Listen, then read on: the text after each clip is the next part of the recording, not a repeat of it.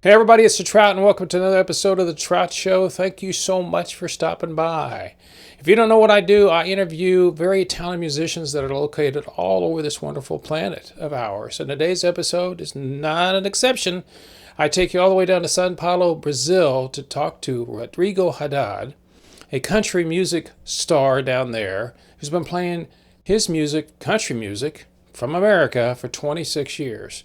Now, the first thing you're probably going to want to know is there's country music in Brazil? Yeah, there is. And his story about how he got started, how he was influenced by country artists here from America, and how he's making a trek all the way to America to perform at the Texas International Country Music Awards this month in Marshall, Texas. I think it's a fine story, it's interesting, and it talks about how music in America influences so many people across this planet. But before we get to the Rodrigo story, if you like this episode, please give me a thumbs up. If you like this show, please subscribe. It's very much appreciated. So up next, Rodrigo Haddad, country star out of the Brazil. His story is next on The Trout Show.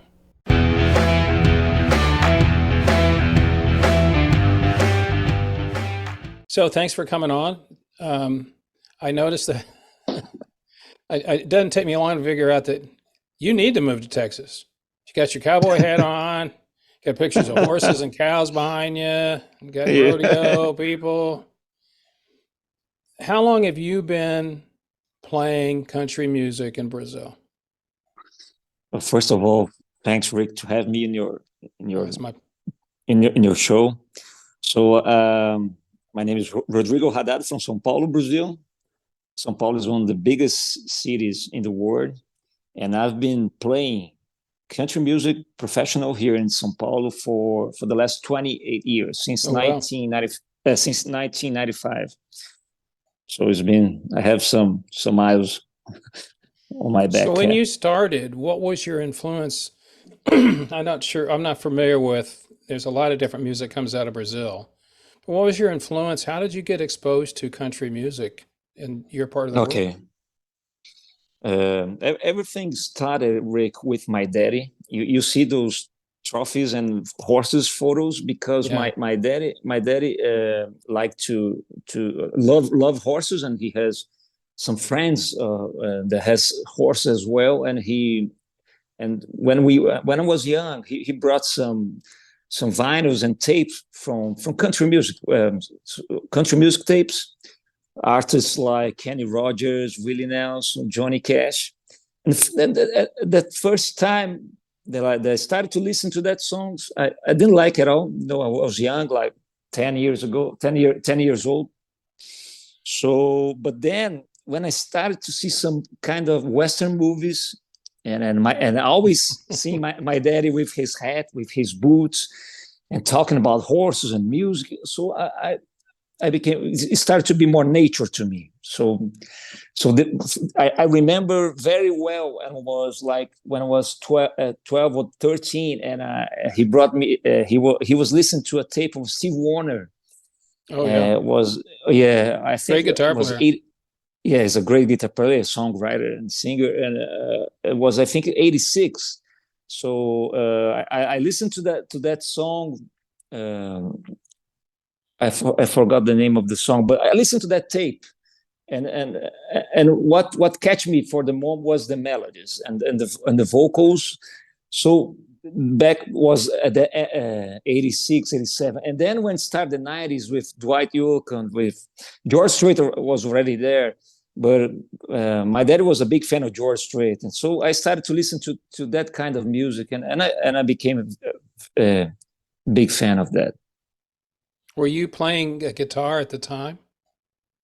No, I used to have some piano lessons when I was young, but then when I started to try to sing and play, I brought a guitar. Was back in 1992.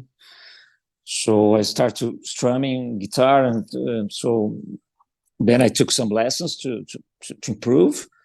But then was crazy because I found some friends in São Paulo that like that kind of music as well. So this is um, made it easier for me to have that kind of group of friends and start to listen to that songs, and that's what happened. Yeah, because if you're the only one playing it, it gets real boring because nobody wants to. First off, you can play in your bedroom or wherever you are, and then it's like, well, I'd like to go out and play, but who's going to come listen to me if you don't have anybody else that can, listen to you? And you need to play with other musicians. At that time we didn't have internet or even CDs that time. Then the CDs started to came back in the 90s, and it was hard to get that kind of music. Some kind of friends needed to travel to US. We have some music stores in Brazil that import that kind of music. So, and it was expensive as well. Oh yeah, I was going to say real expensive, probably. Yeah, because and it's funny because things changed probably for you too when the internet came out, because then you can start looking. And of course now everything's online. It's funny, in America, nobody buys CDs anymore. You can't hardly find them. Unless people can find you online or go to YouTube or on Spotify, they don't know anything about you. Whereas if you got a CD and you put a poster up says, Rodrigo Haddad is coming to town, go to your local store and pick up, you can pick a physical copy of it. So that's back like it used to be when you started playing, when you had, hey, just like you got in tapes and all that stuff. But over here, it's all about who's got a playlist. You're on a playlist, and and as you well know, I tell this to all the people that aren't in the industry, there is no money selling records anymore because it's all streaming and you don't make hardly any. And so that's why so many people tour. And that's why when people go on tour, it costs so much money to buy tickets because they're not making any money selling records. Yeah, you're right. You're right. So you started doing this. And how many people were involved with you? Did you have like 3 or 4 people? I mean, as far as the band or people that kind of like the music, did you start playing it or having listening to parties or something where people can listen more to your music or what you liked? And then people start, oh, I like that. How did your fan base or how did people start liking your music down there? One thing that really made a big change for country music in Brazil, Rick, was when CMT, the country music television, you know that, it started to broadcast in Brazil. Back where you remember the 90s fever with Shania, with Garth and George and Alan. So when those artists started to show on our TV in our house in Brazil, was kind of a country music fever, like in places like São Paulo, that is more, the people likes to hear different things than Brazilian music, than popular music. So everybody started to buy hats, buy boots, and wanted to listen to country music. The young guys, people like me, when we were like 19, 20s. So when I started the band back in that time, there were like few people playing that kind of music.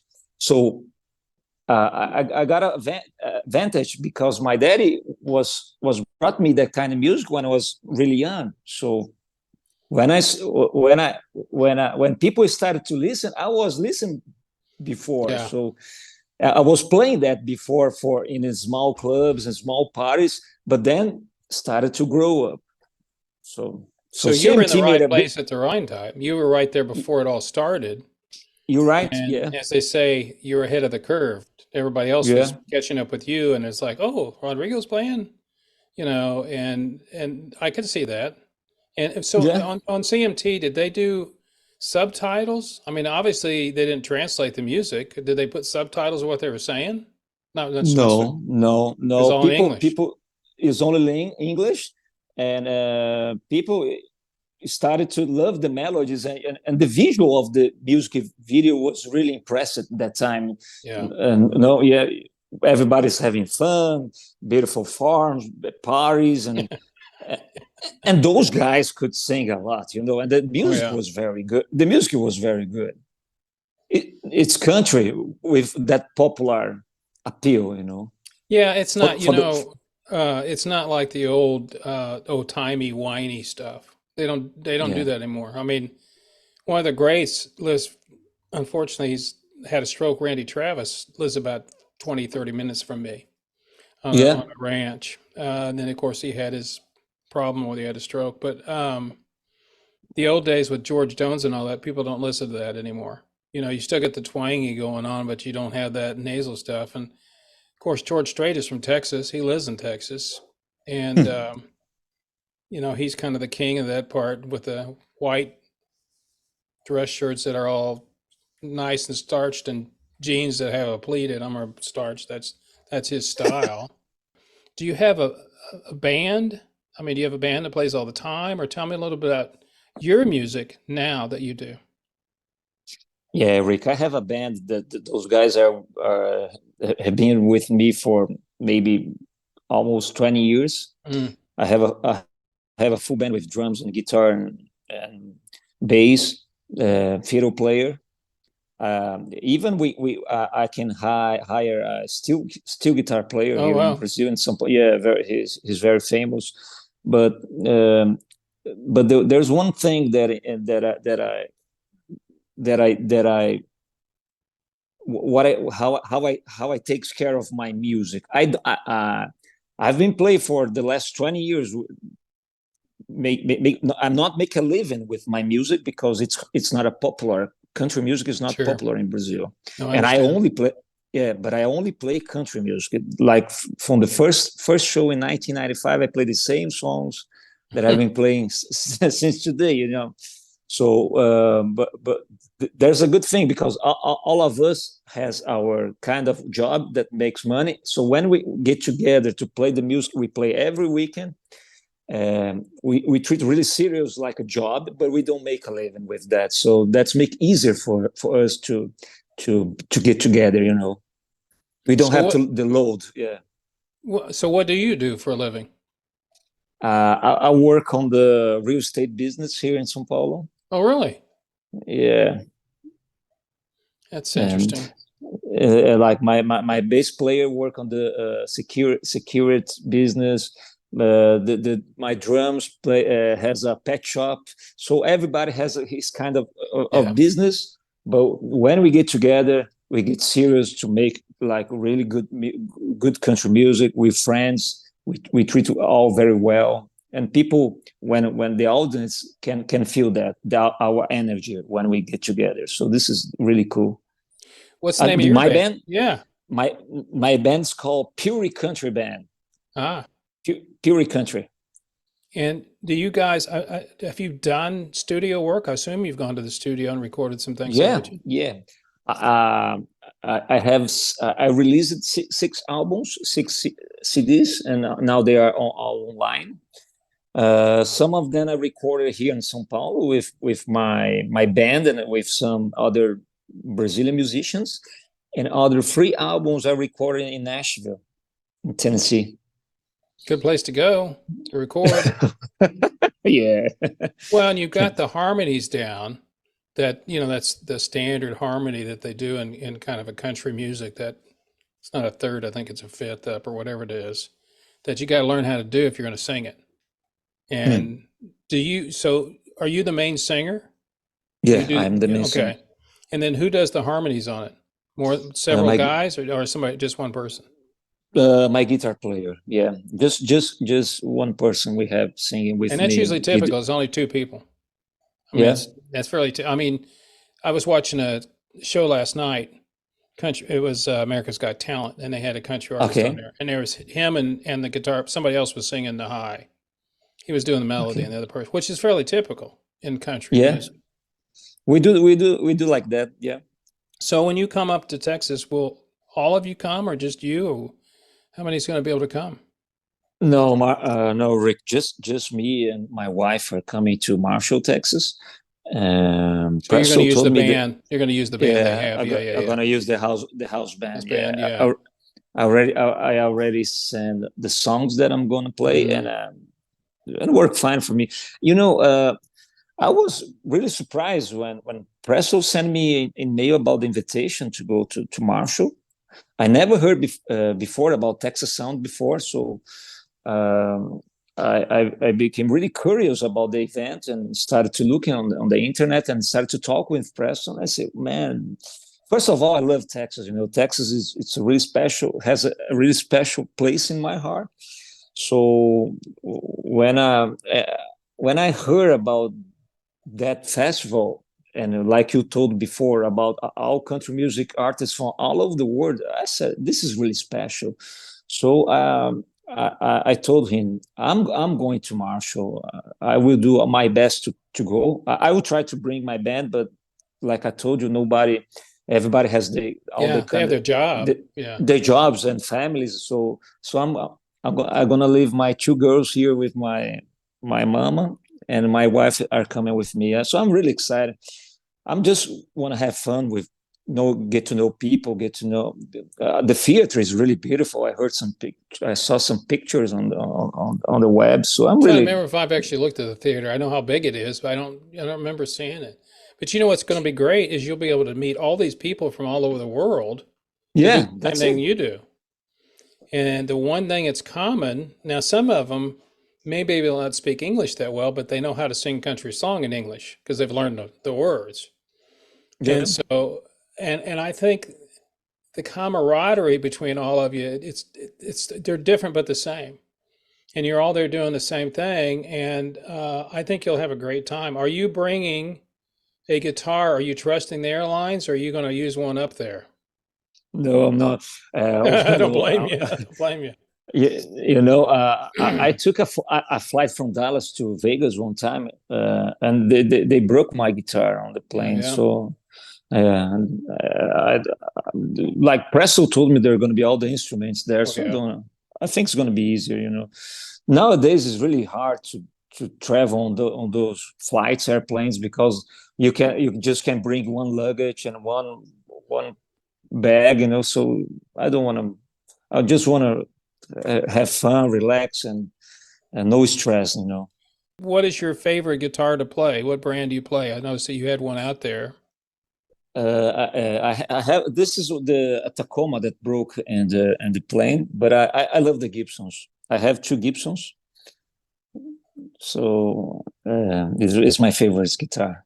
Were you taught English in school, or did you have to learn it by? How did you learn how to speak English? I guess is the quickest question I can ask you. Okay, my parents put me on the English school. But here in São Paulo, here in Brazil, as average, all kids learn English in school. But like two hours or 3 hours in a week. But my parents put me in another English school after my regular school, just to improve. But like, if I want to sing in English, I needed to learn more, But I don't speak much English here in São Paulo. No, I'm sure you won't. Yeah, so I speak English when I'm singing my music. I would like to talk more to make my conversation more nature and better, But I don't get the chance to speak here, Rick. It's a sad thing. And I think Texas is a really musical place overall, Yeah, it's the Texans really like music. Yep. This is really cool. And we have a lot of famous musicians from all different types of music from Texas. Yeah. Like everywhere you go, you see some people playing music. This is, and in São Paulo, we lost some kind of that, that makes me kind of sad, It used to be much better back in the 90s and early 20s, but nowadays it's more DJ, more change our music scene change a lot. I bet you it'll go back. I bet you it'll go back. I think probably some of that happened during COVID. How many tunes? I know you get 20 minutes. And how many tunes you going to try to get into that 20 minutes when you're at Marshall? I think I sent to press, I think 5 or 4 songs. Yeah. Yeah. Not much than that. Yeah. That's about all you got. That's this is really cool. So what I'm gonna get there, what's the time. I just want to be there and have fun. I'm not thinking much. I'm just. You're not. It's funny. Everybody I've talked to, they're not thinking about the award. They're just thinking about coming. Yeah, you're right. That's and it. And if they get an award on the side, it's like, yeah, it's even better. I just want to go and perform in front of people. And you're right. And I can appreciate that, because if you like music as much as you do and I do, that's a lot of it. It's just being able to do your craft in front of people. Now, the songs that you're going to do, are those all originals, or are you doing covers? I'm doing covers and song and one song of mine. It's about Texas. You have to do an original. You have to do an original. Yeah, Presso told us to do like more cover songs because people to get to know. But I included one of my songs that I wrote about Texas. So I think it's going to be really cool to sing a song about Texas for Texans in a Marshall, Texas. So I think what's the name of the song? It's Up in Texas. I start the song with this line. If you think it's a long way to go from Fort Worth to San Antonio, it's even longer than where I come from. A night with the stars for the place that I call home. Oh, yeah. It's all relative, isn't it? You think for us, if you're going to San Antonio, that's a long way away. And you're like, I'm 5,000 miles away. What are you talking about? and I can call home like you call home because I love this place. That's it. I think it's really cool that you guys are taking the opportunity to do this on your own money. I mean, when Preston told me about it, and I know he's trying to expand it, and I think he will, but he also wants to keep that small hometown feel to it. Instead of going, he could take it to Nashville and probably get some people to support, but then it loses that kind of small town effect. Small town, yeah. This is really cool, man. And I think it's a story that I wish more people knew about. I wish I knew about it beforehand. For us, Rick, it's really expensive to travel to US right now because the currency is like 5 of our money. It costs $1, so it's really expensive. What's your money called? Rio. Oh, the Rios. Okay. The Rio. Yeah. Rio. Yeah. So you buy like a Coca-Cola here in Texas, like $5, something like that. A Coke. Oh no, for us it's $1.50. $2.50.